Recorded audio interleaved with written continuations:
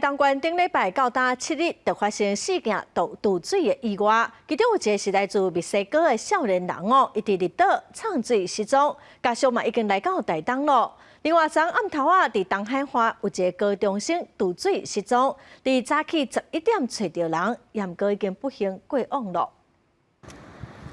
初二尾仔嘛，一对兄弟仔到大东县东海岸天空之境海域送水，也毋过读高中的阿兄却不幸渡水失踪。经过搜救人员海空搜寻，初三早起11点左右，总算找到人，也毋过已经死亡，家属真艰苦。大东县消防局呼吁民众到开放水域活动，要做好万全准备才落水。10点58分的时候，我们在北边的礁岩地区发现溺水的民众，那经确认之后确实是昨天溺水的学生。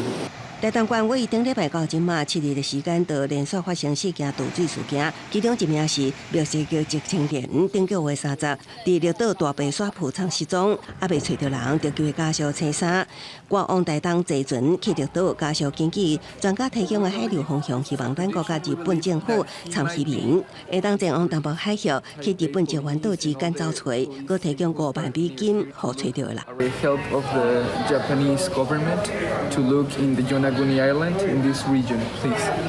We need your help and also fishermen, sailing clubs that go to that region, please. 热天东部海峡活动真受民众欢迎，海流变化真大。海巡署东部分署甲大东县消防局提醒民众一定要到安全有救生员的海域，也是安排当地畅水教练带领，才落海较安全。公视新闻采访报道。